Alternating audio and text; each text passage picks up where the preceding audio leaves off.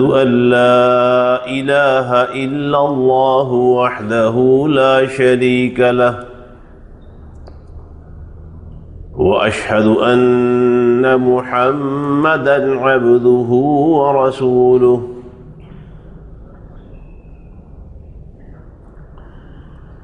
يا أيها الذين آمنوا اتقوا الله حق تقاته ولا تموتن إلا وأنتم مسلمون يا أيها الناس اتقوا ربكم الذي خلقكم من نفس واحدة وخلق منها زوجها وبث منهما رجالا كثيرا ونساء واتقوا الله الذي تساءلون به والأرحام إن الله كان عليكم رقيبا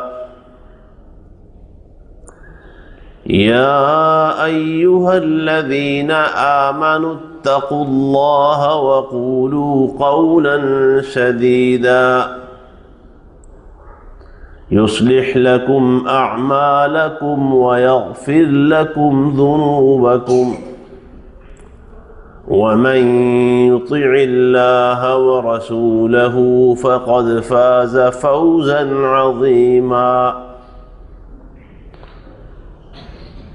اللهم صل على محمد وعلى آل محمد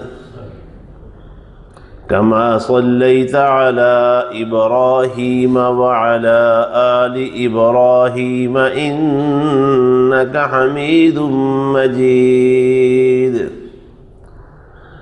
اللهم بارك على محمد وعلى آل محمد صلى الله عليه وسلم كما باركت على إبراهيم وعلى آل إبراهيم إنك حميد مجيد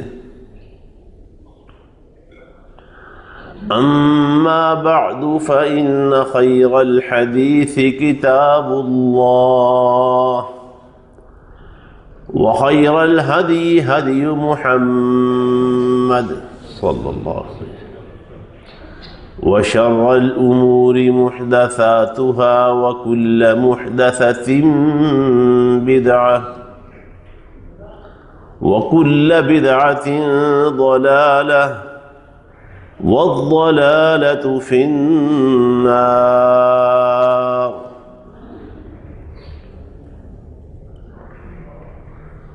سبحانك لا علم لنا إلا ما علمتنا إنك أنت العليم الحكيم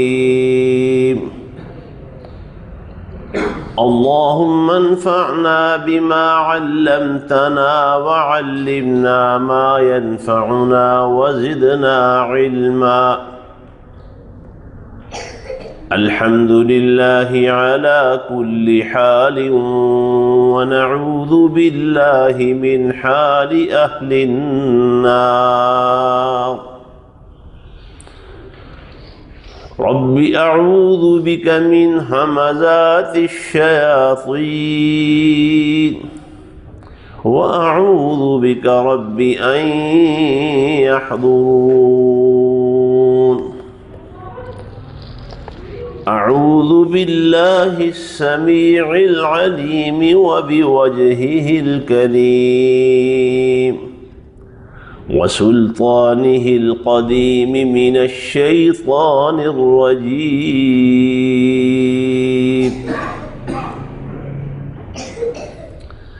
واذكر في الكتاب مريم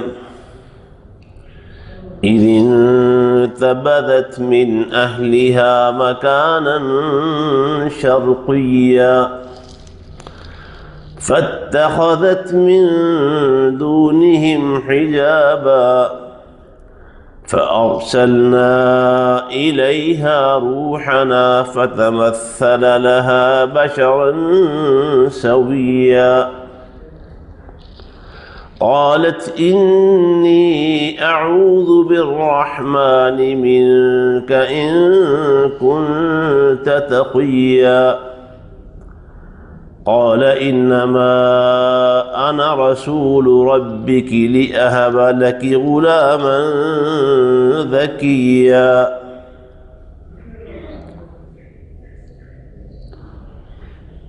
اور اس کتاب میں مریم کا تذکرہ کیجیے.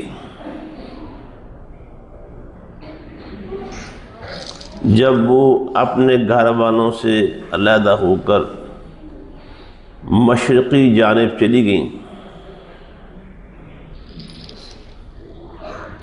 اس نے ان کے سامنے پردہ ڈال لیا تو ہم نے ان کی طرف اپنی روح کو بھیجا.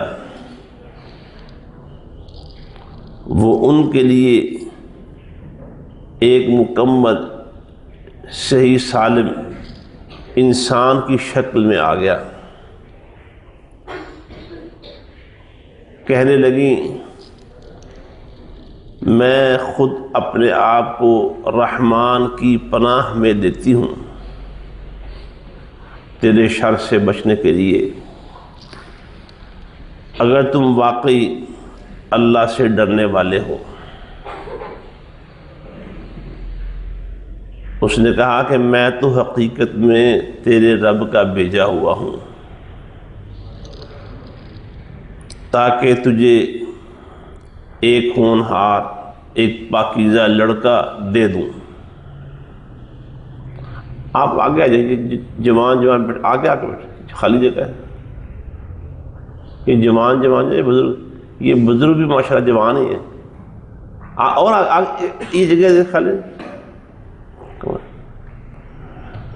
امام کے قریب ہو کے بیٹھنے کا اجر زیادہ ہے. ذرا حساب لگائے وہاں سے کتنے قدم اور آگے چلے تو ایک ہی قدم کا ثواب ملتا ہے. اللہ تعالیٰ کی جو کاؤنٹنگ ہے نا، جو حساب شمار ہے بڑا باریک ہے. قدم قدم کا ثواب ملتا ہے. واپس جانے کا راستہ بھی آپ کو مل ہی جائے گا انشاءاللہ.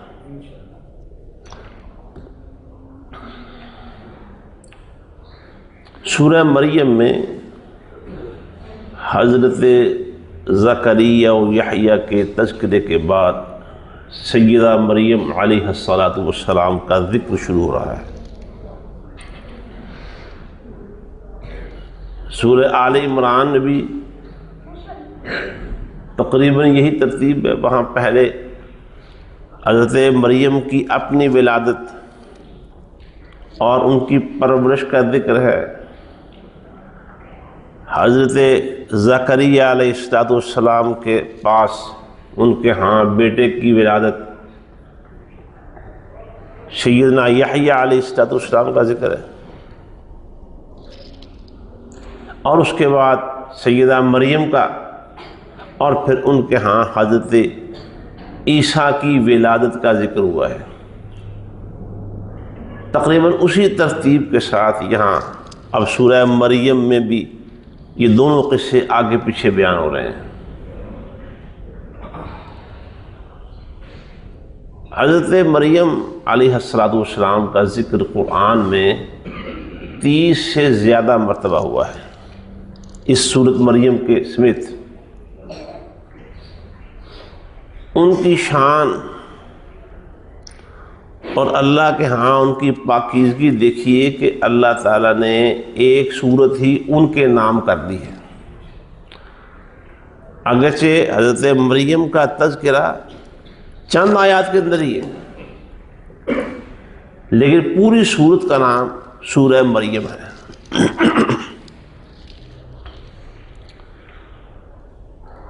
سورہ تحریم میں 28ویں پارے کے آخر میں اللہ تعالیٰ نے 4 خواتین کی مثال دی ہے.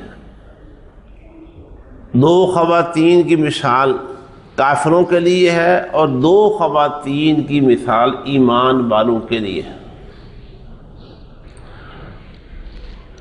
ایمان والوں کے لیے اللہ تعالیٰ نے جن دو خواتین کی مثال دی ہے وہ امرأۃ فرعون، آسیہ امرأۃ فرعون، اور دوسری سیدہ مریم علیہ السلام، وَمَرْيَمَ ابْنَتَ عِمْرَانَ الَّتِي أَحْصَنَتْ فَرْجَهَا۔ اور صحیح بخاری میں حدیث ہے، سیدنا ابو موسیٰ اشعری رضی اللہ تعالیٰ عنہ سے امام بخاری رحمۃ اللہ علیہ یہ حدیث صحیح بخاری میں کافی دفعہ لے کے آئے، مختلف ابواب میں مختلف مسائل اس سے ثابت کیے ہیں۔ اور اس حدیث کے الفاظ کیا ہیں؟ نبی علیہ السلام نے فرمایا، کامل من الرجال کثیر، بندے تو بہت سارے دنیا میں با کمال ہوئے ہیں جنہوں نے کمال کی منزلیں طے کی، ولم یکمل من النساء، اور عورتوں میں سے کامل عورتیں بہت کم ہوئی ہیں۔ اس حدیث میں جو سیدنا ابو موسیٰ اشعری رضی اللہ تعالیٰ عنہ سے مروی ہے، جس کا میں حوالہ دے رہا ہوں، دو عورتوں کا ذکر کیا کہ یہ دنیا کی کامل ترین عورتوں میں سے،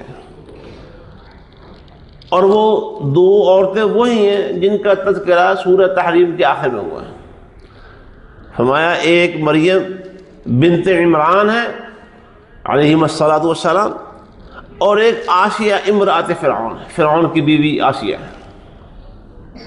ظاہر ہے اللہ تعالیٰ نے ان کو دنیا میں ایمان والے مردوں اور عورتوں کے لیے مثال بنایا ہے، تو کسی کمال تک پہنچی تھیں تو مثال بنایا ہے۔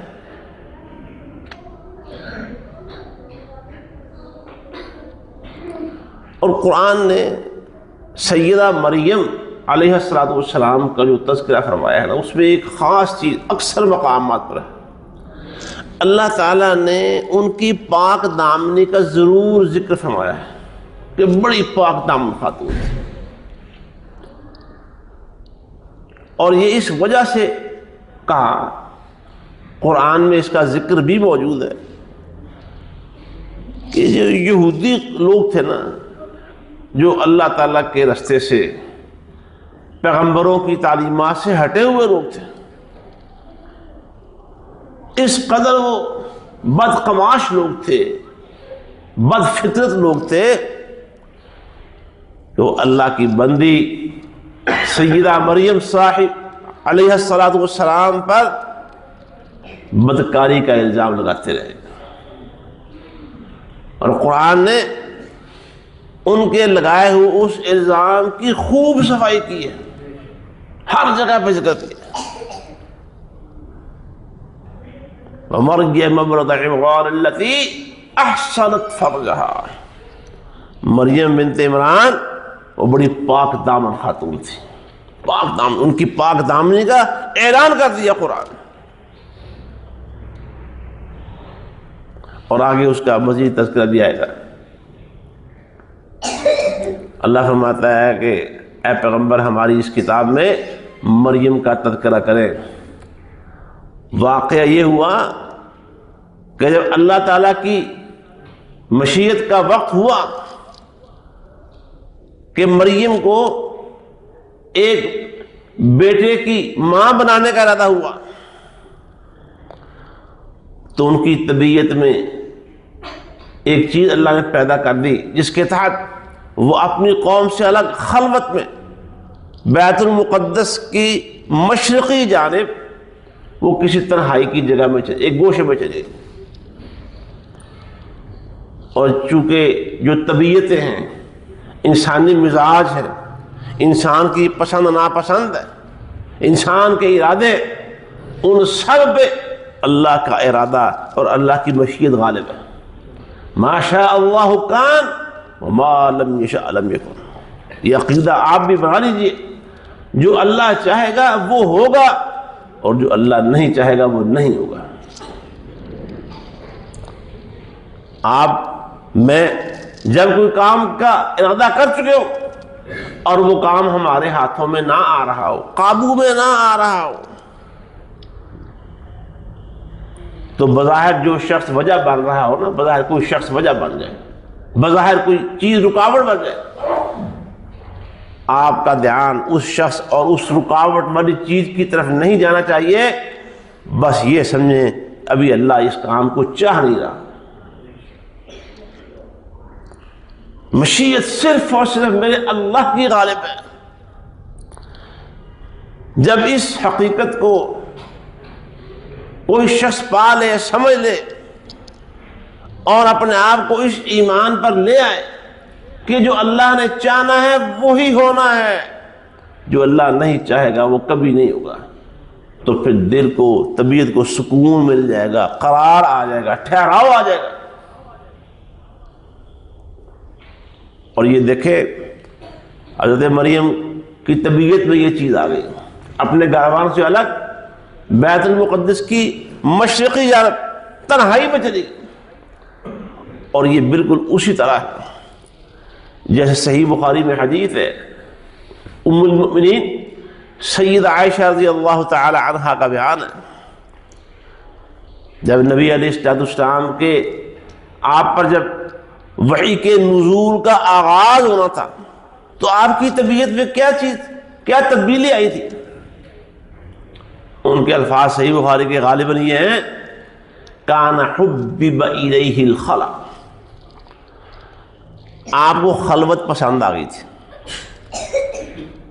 اکیلے میں تنہائی میں رہنا آپ کو پسند ہو گیا تھا، لہذا آپ تنہائی کو ڈھونڈتے ڈھونڈتے مکہ سے دور، شہر سے، آبادی سے دور، وہ غار حرا تک چلے گئے، اور وہیں دیر تک، کئی دنوں اور کئی راتوں تک وہیں ٹھہرے رہتے، غور کرتے رہتے اللہ کی نشانیوں پر، دنیا پر، لوگوں کی عادات اور طریقہ عبادت پر غور کرتے چلے جاتے اور اس کو سوچتے رہتے۔ یہ اللہ کی طرف سے مزاج بن گیا تھا، طبیعت بن گئی تھی، آپ کی چاہت اور پسند یہ ہو گئی تھی۔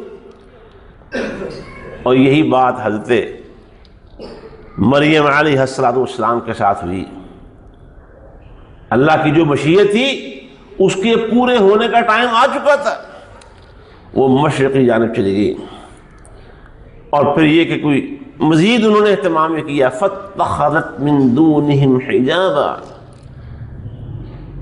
جس طرح سے آبادی تھی، جہاں سے اٹھ کے وہ مشرقی جانب گئی تھی، وہاں ایک پردہ ڈالیا تاکہ آبادی سے ذرا مزید اوٹ میں ہو جاؤں، پردے میں ہو جاؤں۔ یہاں سیدنا عبداللہ ابن عباس رضی اللہ تعالی عنہما ایک نکتہ بیان کرتے ہیں، اللہ تعالیٰ نے بیت المقدس کو اہل کتاب کے لیے قبلہ بنایا ہوا تھا، اس طرح منہ کر کے نماز پڑھنی ہے، بیت المقدس، اور یہ بیت المقدس والی ہی آبادی تھی۔ حضرت مریم کی پرورش جناب زکریا علیہ السلام یہ بیت المقدس کے پاس ہی کیا کرتے تھے، اور اس بیت المقدس کو اللہ نے قبلہ بنایا ہوا تھا، یہودی اسی طرح منہ کر کے نماز پڑھتے تھے۔ حضرت مریم جس جگہ تشریف لے گئیں، بعد میں حضرت عیسیٰ علیہ السلام کی ولادت بھی اسی جگہ ہوئی، وہ بیت المقدس سے تھوڑا مشرقی جانب۔ تو حضرت ابن عباس فرماتے ہیں کہ مجھے معلوم ہے کہ عیسائیوں نے بیت المقدس سے مشرقی جانب کو قبلہ کیوں بنایا تھا، اللہ کا حکم نہیں تھا۔ عیسائیوں یہودیوں کے قبلہ کی جہت میں تھوڑا سا فرق ہے، یہودی بیت المقدس کی طرف بے نہیں، اس کی طرف منہ کر کے نمازیں پڑھتے ہیں، عبادت کرتے ہیں، اور عیسائی بیت المقدس سے تھوڑا اپنا اینگل وہ مشرقی جانب تبدیل کر لیتے ہیں، کیونکہ کہتے ہیں وہاں حضرت عیسیٰ کی ولادت ہوئی تھی، اللہ کا حکم نہیں تھا، ان کی اپنی خواہش تھی، ان کی اپنی مرضی تھی، اور بے بنیاد قسم کی سیدنا عیسیٰ بن مریم علیہ السلام سے محبت کا اظہار تھا۔ یہودی کے مقابلے میں عیسائیوں کی خرابی یہ تھی کہ وہ محبت کا نام لے کر، محبت کے عنوان سے خود سے دین گھڑ لیتے تھے، وَرَهْبَانِيَّةً ابْتَدَعُوهَا مَا كَتَبْنَاهَا عَلَيْهِمْ۔ یہودیوں کی خرابی یہ تھی کہ وہ اللہ کے دین کو مانتے ہی نہیں تھے، اللہ کا حکم مانتے ہی نہیں تھے۔ عیسائیوں کی خرابی یہ تھی کہ وہ اللہ اور اس کے رسول سے محبت کے عنوان پہ اپنے پاس سے چیزیں گڑھتے رہتے تھے، دین گڑھتے رہتے تھے، دین ایجاد کیا کرتے تھے۔ اور یہ دونوں راستے، اللہ کی حکم عدولی، یہ اللہ کے غضب کا باعث بنی، اور خود سے دین کرنا یہ ان کی گمراہی کا باعث بنی۔ اللہ کا راستہ درمیان والا راستہ ہے۔ وَكَذَلِكَ جَعَلْنَاكُمْ أُمَّةً وَسَطًا لِتَكُونُوا شُهَدَاءَ عَلَى النَّاسِ۔ یہ جو اللہ کا دین ہے وہ درمیانہ راستہ ہے، اس میں افراط نہیں ہے، تفریط نہیں ہے، اس میں اپنی مرضی نہیں ہے، اس میں اللہ کی حکم عدولی نہیں ہے۔ جو بات اللہ کہہ دے اور جتنی کہہ دے اللہ کے رسول جہاں روک دے وہاں رک جانا ہے، اس سے آگے نہیں بڑھنا۔ خیر، مشرقی جانب سے بات ہو گئی تھی، وہ مشرقی جانب چلی گئی، پردہ بھی لٹکا لیا، حجاب بھی کر لیا۔ اللہ فرماتے ہیں کہ پھر ہم نے اس کی طرف اپنی روح کو بھیجا۔ مفسرین کا اتفاق ہے اس بات پر، اس سے مراد سیدنا جبریل علیہ السلام ہے۔ جبریل کو اللہ نے قرآن میں روح القدس بھی کہا ہے۔ اپنے نمائندے کو، انبیاء کی طرف بھیجے جانے والے اپنے رسول کو اللہ نے روح کہا، روح، ہم نے اپنی روح کو بھیج دیا۔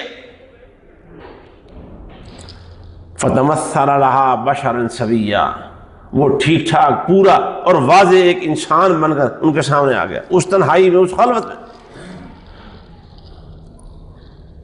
اب ایک تو حضرت مریم چاہ رہی تھی کہ میں خلوت میں رہوں، تو اس خلوت میں ایک انسان آ جاتا ہے۔ اور دوسری بات یہ کہ جس قدر وہ پاکیزہ تھی، پاکیزہ اطوار، پاک دامن تھی، وہاں ایک مرد کی موجودگی اچانک دیکھ کر وہ پریشان ہو گئی، خائف ہو گئی، یہ کیا ہوا؟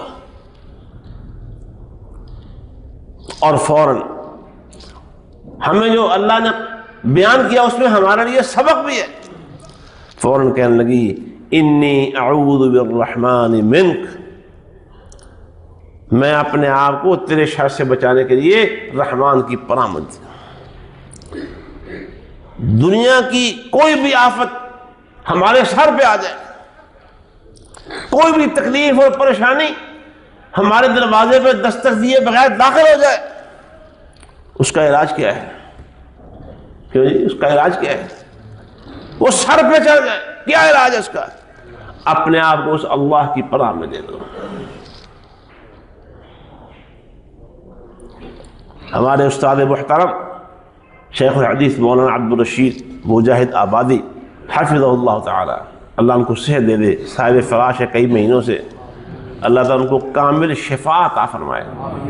غالباً امام شافعی رحمہ اللہ کا قصہ بیان کرتے ہیں کہ وہ اپنی جھونپڑی میں، اپنے گھر میں، ظاہر اس زمانے میں پختہ گھر نہیں ہوا کرتے عام طور پر، اپنے گھر میں اللہ کی عبادت کر رہے تھے، جھونپڑی کو آگ لگ گئی، تو آگ بڑھتی ہوئی دیکھ کے عام طور پر لوگ ہی کرتے ہیں، پکڑو بھی پکڑو، آگ لگ گئی جی، آگ لگ، کوئی پانی لینے ڈھونڈ رہا ہے، کچھ کرنے ڈھونڈ رہا ہے، باہر وہ بھاگنے پکڑنے سے، شور بچانے سے، پانی لانے سے، پانی ڈالا، آگ بجھ گئی۔ تو بعد میں دیکھا کہ امام صاحب اندر آرام سے اطمینان سے نماز پڑھ رہے، وہ سارا شور، یہ آگ جو بھڑک رہی تھی اس سے بالکل بے خبر۔ وہ لوگ کہنے لگے امام صاحب بڑے افسوس کی بات ہے، بڑی عجیب بات ہے، آپ کی جھونپڑی کو آگ لگ گئی تھی، آپ کو پتہ ہی نہیں۔ امام صاحب فرمانے لگے پھر کیا؟ انہوں نے ہم نے آگ بجھا دی ہے۔ فرمایا تم دنیا کی آگ بجھانے میں لگے ہوئے تھے، میں آخرت کی آگ بجھانے میں مشغول تھا۔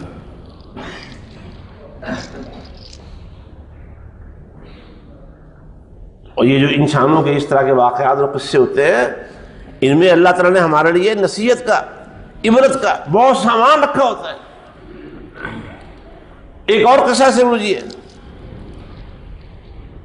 سید عبداللہ غزنوی رحمۃ اللہ علیہ، جن کا تذکرہ آپ نے پہلے سن رکھا ہے اللہ کے فضل و کرم کے ساتھ، افغانستان کے علاقے غزنی سے ہجرت کر کے یہاں امرتسر آ گئے تھے، ہندوستان آ گئے تھے۔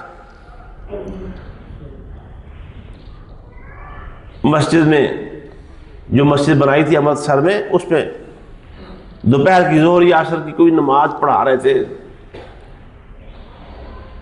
نماز پڑھانے کے بعد سلام پھیر کے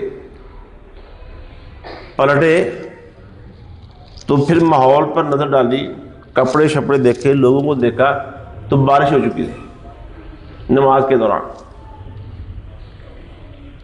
ہاتھ لگا کے یقین کیا کہ بارش ہی ہوئی ہے، تو پوچھا کہ باران شد، بارش ہوئی ہے؟ لوگوں نے کہا جی ہاں بارش ہوئی ہے نماز کے دوران۔ کچھ لوگ بھی بارش کی وجہ سے آگے پیچھے ہو چکے تھے، کچھ لوگ وہیں کھڑے تھے۔ تو کہتے ہیں واللہ عبداللہ را خبر نشد، اللہ کی قسم عبداللہ کو بارش کا علم بھی اس کا۔ جب انسان اللہ کے دربار میں داخل ہو جائے، اللہ کی چوکھٹ اور تحدید پہ چلا جائے، پھر دنیا سے بے خبر ہو کے اللہ کی طرف پورا دھیان کرنے کی ضرورت ہے۔ ہمارے کتنے لوگ ایسے ہیں، یہاں جماعت کھڑی ہو چکی ہوتی ہے، یا کئی دفعہ ایسا ہوا ہے جمعہ ہو یہاں اندر آ گئے، وہ موبائل کی بیل بند کرنی یاد نہیں رہی، بیل بج گئی تو موبائل لے کے وہ باہر مسجد میں جا کے فون سن کے پھر آتے ہیں۔ یہاں مسجد کی جماعت میں پہلی صف سے پیچھے کھڑے ہیں، تیاری کر رہے ہیں نماز کے لیے، اتنی دیر میں موبائل بجنا شروع ہو جاتا ہے، وہ جا کے پہلے موبائل والے کی بات سن کے آئیں گے، اللہ کی طرف دھیان نہیں ہوگا۔ اپنا دھیان اللہ کی طرف کرے، بیل بند کرنی یاد نہیں رہتی، سلام پھرتا ہے، نماز میں بیل موبائل بج رہا تھا تو سلام پھرنے کے ساتھ ہی جیب پہ ہاتھ رکھ کے باہر نکلتے ہیں باہر کی طرف۔ اور میرے دوستو اللہ کی طرف پورا دھیان کیا کریں، اللہ کی طرف پورے شوق کا مظاہرہ کیا کریں، اللہ سے پوری محبت کا اظہار کیا کریں۔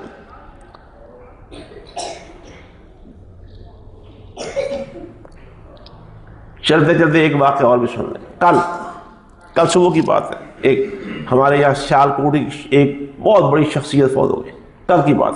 ابھی آج صبح 9 یا 10 بجے سیال کوٹ میں ان کا جنازہ بھی ہوا ہے۔ بہت بڑی کاروباری شخصیت شیخ عبدالرشید، کافی بڑی فیکٹری، میں نے دیکھی نہیں، میرے دوستوں نے بتایا، سوشل میڈیا پہ بھی ویسے بھی مجھے بتایا گیا، کافی بڑی فیکٹری، سینکڑوں ملازمین، دفتر کے ساتھ ایک بہت بڑی بستی بنائی ہوئی تھی جہاں 5 وقت کی نماز بھی ہوتی تھی، جمعہ بھی ہوتا تھا، اور مسجد کافی رش والی تھی، ملازمین بھی نماز پڑھتے تھے، باہر سے لوگ بھی آتے تھے۔ ہمارے دوست یوسف سراج صاحب نے بتایا کہ وہ حاجی صاحب نے، عبدالرشید صاحب نے مجھے خود بتایا، شیخ عبدالرشید صاحب نے، کہ فیکٹری کو آگ لگ گئی، پوری فیکٹری راکھ کا ڈھیر بن گئی، پوری فیکٹری۔ اور ظاہر ہے جب فیکٹری میں آگ لگی ہو اور لوگ کام کر رہے ہوں تو پاجڑتے پہنی جی نا، وہ بھاگ گئے، لوگ بھاگ رہے ہیں، پکڑو ہے، کوئی ریسکیو کے ساتھ۔ کہتے ہیں میں دفتر سے نکلا اور میں آ کے سیدھا مسجد میں سجدہ ریز ہو گیا، میں پڑا رہا، آگ بجھانے والے بجھاتے رہے، میں اللہ سجدہ کرتا رہا، یا اللہ تو مجھے اپنی پناہ میں لے لے۔ اور فیکٹری دوبارہ اس کے بعد خاکستر ہونے کے بعد، آسمان سے زمین پر سب کچھ آ جانے کے بعد، دوبارہ اس سے بھی زیادہ اوپر فیکٹری چلے گی، ان کا کاروبار چل رہا ہے۔ اللہ کی پناہ میں اپنے آپ کو دینا چاہیے، اللہ ہمیں اس کی توفیق عطا فرمائے۔ وآخر دعوانا الحمدللہ رب العالمین۔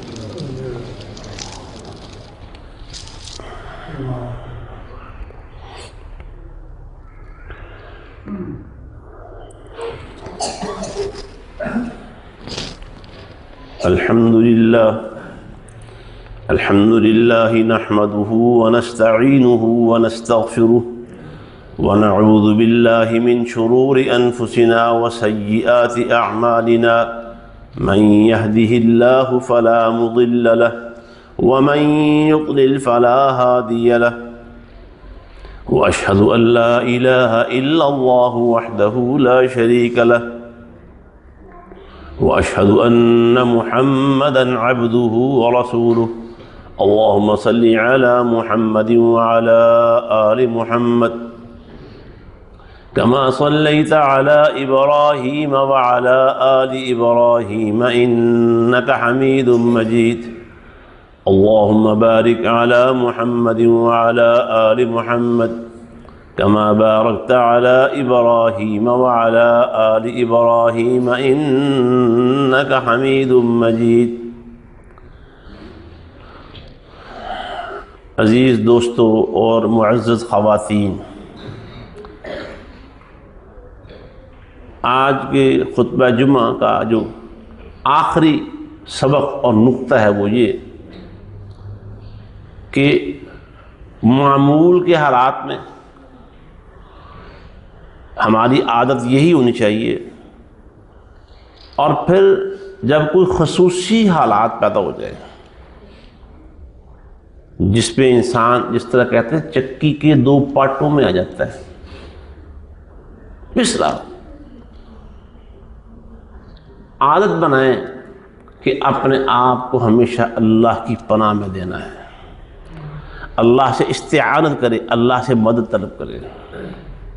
استعینوا بالصبر والصلاۃ، شور نہ مچائیں، خاموشی کے ساتھ اپنے اللہ سے بات کر لیں، صبر کریں، اپنی زبان کو، اپنے اعضاء کو، اپنے رد عمل اور رویوں کو کسی قسم کے رد عمل سے، جوابی کارروائی سے محفوظ کر کے اللہ سے مدد طلب کریں۔ اللہ مجھے اپنی پناہ میں لے لے، اس مصیبت سے، اس پریشانی سے، اس معاملے میں اے اللہ تو میری مدد فرما۔ اس کی عادت بنا لیں، اللہ سے یہ تعلق قائم کر لیں، اللہ سے یہ پیار قائم کر لیں، اللہ پر یہ بھروسہ رکھیں۔ جب میں اور آپ اللہ کی پناہ میں جانے کے عادی ہو جائیں گے، اللہ اپنی پناہ میں آنے والوں کو کبھی ضائع نہیں کرتا۔ اللہ ہمیں اس کی توفیق عطا فرمائے۔ اپنے بیماروں کے لیے بھی ہم دعا کرتے ہیں، جنہوں نے ہمیں کہا ہوا ہے، جنہوں نے نہیں کہا، جو یہاں موجود ہے، جو یہاں موجود نہیں، بیمار گھروں میں ہیں یا اسپتالوں میں، چھوٹے بچے ہیں، بزرگ ہیں، مرد ہیں، خواتین ہیں، اے اللہ سب کو شفا عطا فرما۔ اور جو فوت ہو چکے ہم سے، ان کے تعلق دنیا سے ناطہ کٹ رہا ہے، اللہ کے پاس چلے گئے ہیں، اللہ تعالیٰ ان کا بہترین رکھوالا ہے، اللہ ان کی میزبانی جنت الفردوس کے ساتھ فرمائے۔ اللہ ہماری مشکلات آسان فرمائے۔ بھی ہمارے جو دینی کام ہیں ان کے ساتھ میں صرف یہی عرض کروں گا، نصیحت بھی کروں گا، دعوت بھی دوں گا، ان میں دلچسپی لیتا ہے، اللہ کے کاموں میں دلچسپی لے۔ اور مجھے یقین ہے اور پوری امید ہے کہ جب ہم اللہ کے کاموں میں دلچسپی لینا شروع کر دیں گے، اللہ ضرور ہمارے کاموں میں دلچسپی لے گا، ہمارے لیے آسودگی اور آسانی پیدا کرے گا۔ ربنا آتنا من لدنک رحمۃ وہیئ لنا من امرنا رشدا۔ اللہم انا نسألک الہدی والتقی والعفاف والغنی۔ اللہم انا نسألک العفو والعافیۃ فی الدنیا والآخرہ۔ ربنا ہب لنا من ازواجنا وذریاتنا قرۃ اعین واجعلنا للمتقین اماما۔ اللہم احفظنا بما تحفظ به عبادك الصالحين۔ اللهم احفظنا من بين أيدينا ومن خلفنا وعن أيماننا وعن شمائلنا ومن فوقنا، ونعوذ بعظمتك أن نغتال من تحتنا۔